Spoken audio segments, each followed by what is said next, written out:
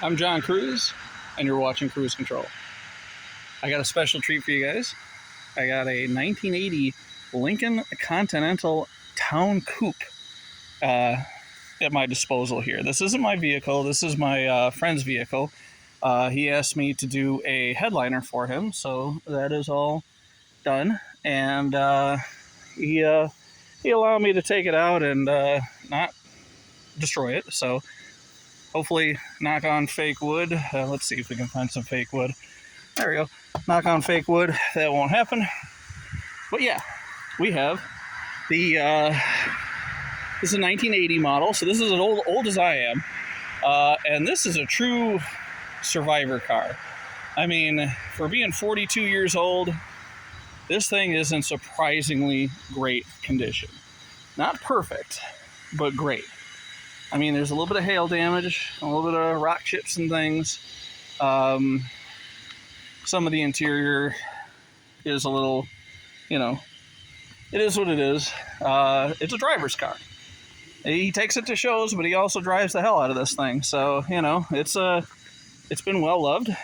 I'll be honest, these coupes, I was never really a big fan of them, but I do like the Town Coupe. Not as much as the Mark 6. It's just, I don't know, this whole area right here doesn't really do it for me. What's so special about this car? This car, the 1980 Lincolns in particular, were the first year that they downsized their flagship division. So for 1979, you still had like that size, like the barge size Lincolns. They were 127-inch wheelbase at a curb weight of about, 4,500 pounds, give or take. And while everybody else was downsizing, GM downsized in 77, Ford and Chrysler downsized in 79, but Ford said, no, we're going to keep the Lincolns, the old school, traditional size. They did this in 78 with this particular type of Ford. They figured that since GM downsized their cars, they are going to keep offering a traditional size, traditional car to the public at the prices of the downsized Chevy. And it worked for 77. It worked for 78. But then in 79, they figured, well, we better downsize these to like that size, 114.3-inch wheelbase. But they kept the Lincolns going, the Town Coupe, Town Car, and the Mark V. So in 79, if you wanted a big traditional size car like that, the only thing you could think of was a Lincoln. And then, the car buying public had spoken, times had caught up with Ford, with the Lincoln Motor Division, so they said, okay, this is what the 1980 is going to be from now on. And the body itself stayed relatively the same all the way through 89, give or take. Like, they rounded off the bumpers, they slanted out the taillights, they got rid of the coupe in 1982, I think.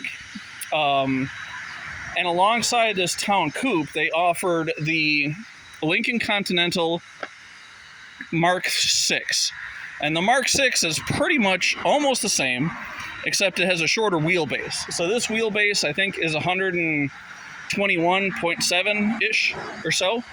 The Mark 6 is pretty much the same body, but with a smaller wheelbase, 114.4. And the difference is all in this back seat area.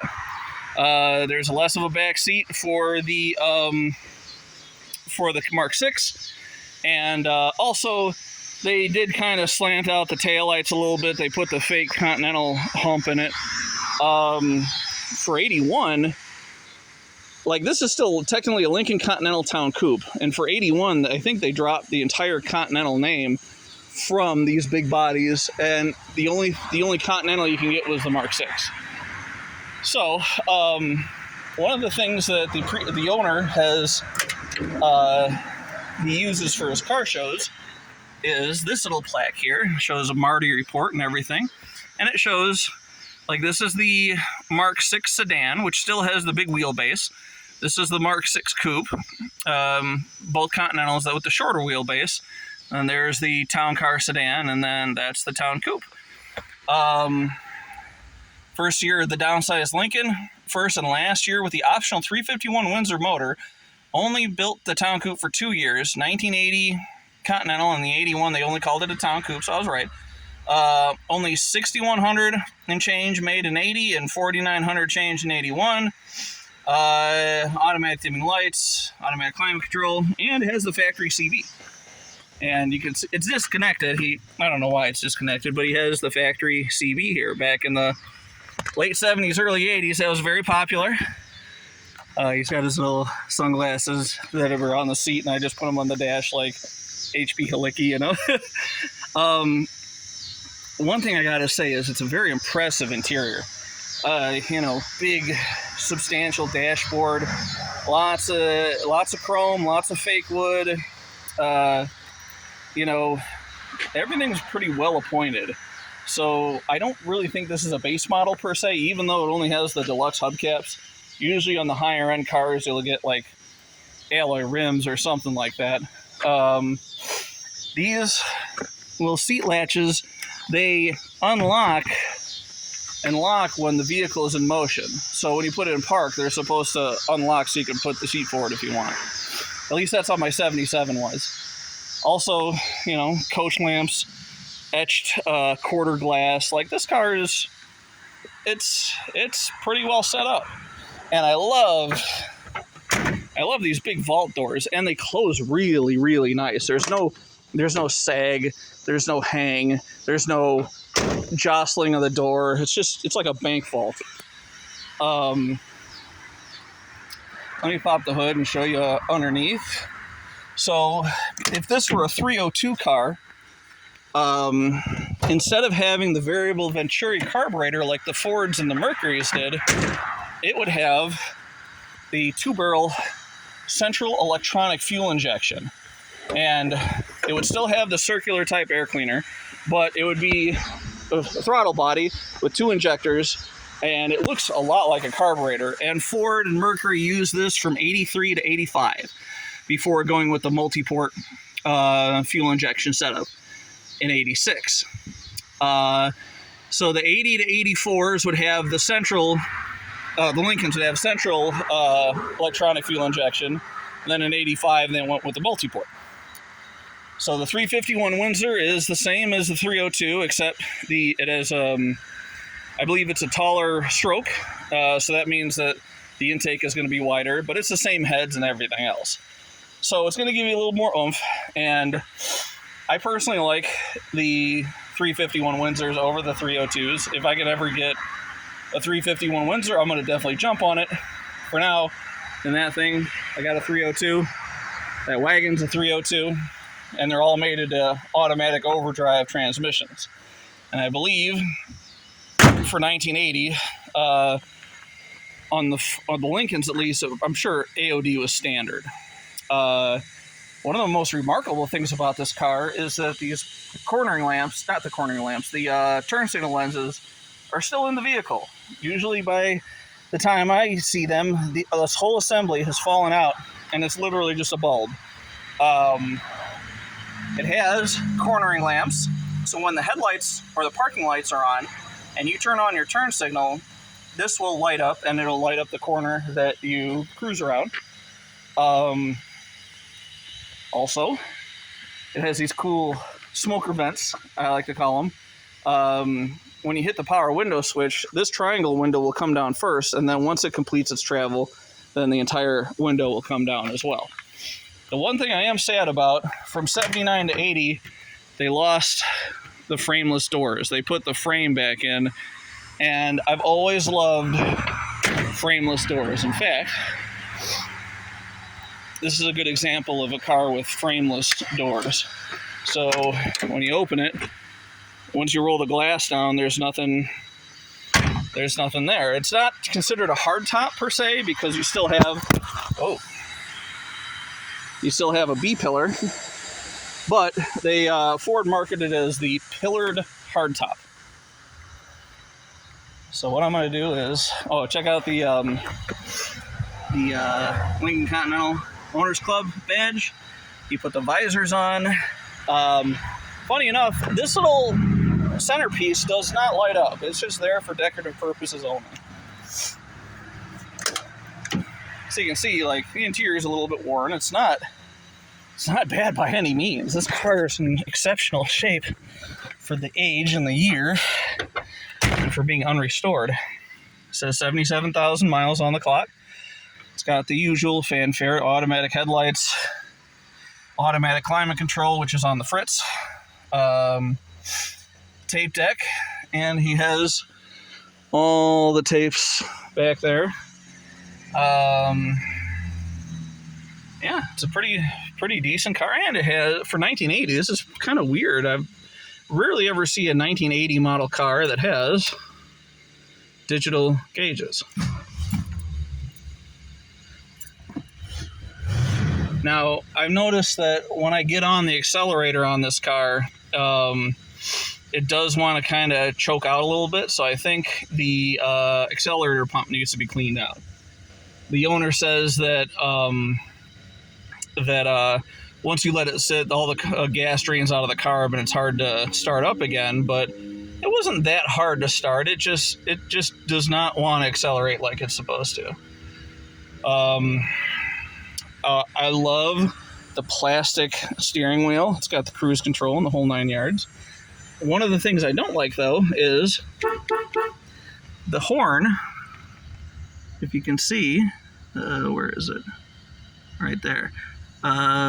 Shit, I got my light on. There you go. It says horn, and if you push it in towards the steering stock, a steering column, that activates the horn. This is just decorative. It looks great. It's like this laminated kind of plastic wood thing. So let me go put my seatbelt on, and I promised him I'd put some gas in it for him.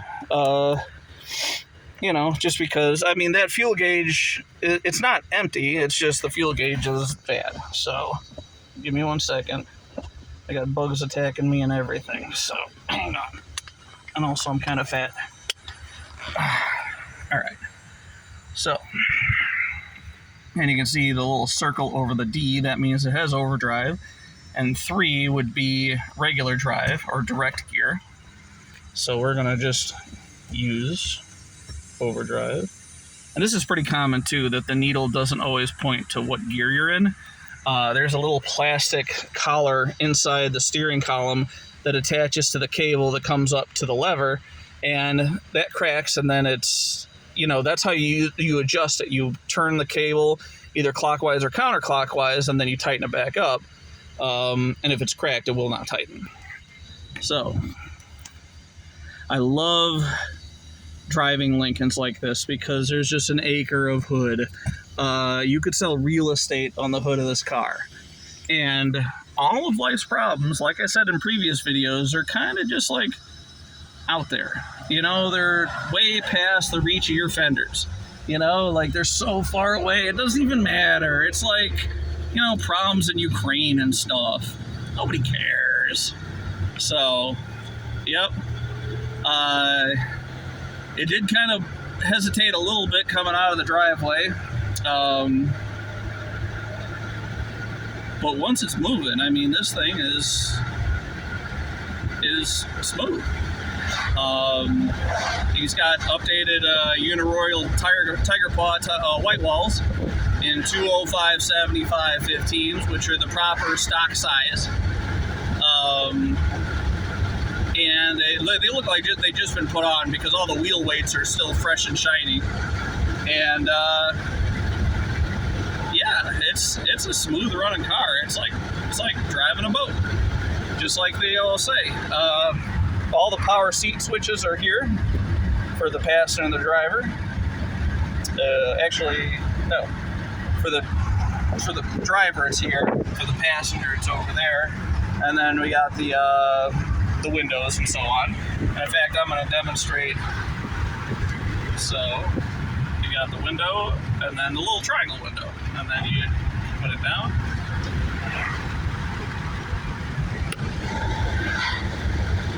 Yeah, but a car like this is just, it's just built for this type of purpose. I mean, we're doing 55 miles an hour, give or take, and you know, all is well with the world. You are kind of disconnected from the road. You're literally insulated in your own little world of leather and glass and steel and 42-year-old plastics. It's really kind of has like a numbing effect. You know, there's nothing out there that bothers me now. I'm wrapped inside of, you know, my 3,800 pound cocoon of steel, you know. And ooh, check out that old Corvette. Malaise era Corvette just passed us. There's not a bad thing I could say about this car. The power is adequate for the year it was built. I mean, it's a 1980 Lincoln. It's not going to win any races. You know, they're not like, it's not like a 70 Lincoln that'll, you know, will stuff anything into a garbage can and kick it down a set of stairs. But, you know, we'll be able to, you know, serve you a vodka, I don't know, a screwdriver or something while it's doing it. This thing is refined. It just doesn't have the guts to back up, you know, what Lincoln and Cadillac and Imperial used to be. You know, all cars back in the late 60s used to be like, hell, how fast can we go and how good does it make me look? Now, you know, after 2 gas crises, all the safety regulations BS and emissions regulations BS that choked out these cars, I mean, this 5.8 liter really is gutless. But that's just a sign of the times. You know, you compare it to any other equivalent motor for the 1980 model year, the Chrysler 360, like an Oldsmobile 350, something along those lines. It's adequate. It's comparable. But it's not comparable to a decade before. That's all I got to say about that. But I am super impressed with this car. Legroom is great. Ride quality is superb. Like, if there's one thing that this car does, well, 2 things that it does great. It has a perfect ride, and it looks fabulous. Above anything else. And it does, you know, it does all its other duties adequately. It's got decent acceleration. Not great, just decent. I don't know what the fuel economy is on this thing as it stands, but I'm probably going to guess on the highway 20 if you're lucky, because it has the overdrive. I mean, if it was a 3-speed with a 5.8 liter, probably you're looking at 15 or so. I mean, all the things except the air conditioning pretty much work on it. And like I said, it's not a show car. It's not a trailer queen or anything like that. It's a really, really high functioning driver. I mean, it's well put together. It's well kept. The owner takes good care of it. And, you know, it's just lasted all this time throughout all the things that life has thrown at it, and it's still looking this damn good. It's like the Teflon Don of cars. Like, nothing sticks to this thing. And, you know, I'm just floored with it. I love it. So, I'm going to cut this video a little short. It's only 20 minutes. Because, really, all the stuff I've said about downsizing and things like that have been covered in other videos, and I kind of want to start focusing more on the car itself.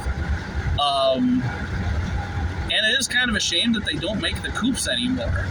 Like, these, you know, like, people still want coupes. They built the Ford and the Mercury coupes all the way up until 87. They built a Mark series in one way, shape, or form. Hell, all the way up to the late 90s. So I don't understand why they didn't continue with the Town Coupe. Maybe they were like, well, I mean, we got the Mark 6 that can kind of take its place, and maybe sales was down or something. And also, it was kind of bad year. Early 80s was kind of bad, and it was just starting to get better. You know, by 83, 84, you know, big cars are back, and, you know, the only competitor this car would have had would have been the Coupe DeVille at the time, which was also a fabulous car, but the engine selections on those early 80s Coupe DeVilles were atrocious. It was like trying to figure out what type of shit you want to put in your sandwich. Do you want dog shit? Do you want cat shit? You know, like, oh, well, what do I have to choose from? I can do an all-aluminum 4100 V8 that's going to blow up. I can do a diesel 5.7 liter cast iron V8 that's really just a gas motor with diesel shit put on it, and that'll blow up. Or, like, if it's 8081, then you might still get the 864 motor or the 360 whatever it was. And it's just a boat anchor in itself. So, anyways, I gotta go put gas in this thing. Thanks for watching, guys. And once again, I mean, this car is just fucking fabulous. Pardon my language. I love this thing. You know, the only thing that would make it better for me is if it was a sedan. I love the sedan versions more than the coupes, to be honest. All right, guys, thanks for watching. Keep a shiny side up. Keep it under 100 out there. Bye, guys.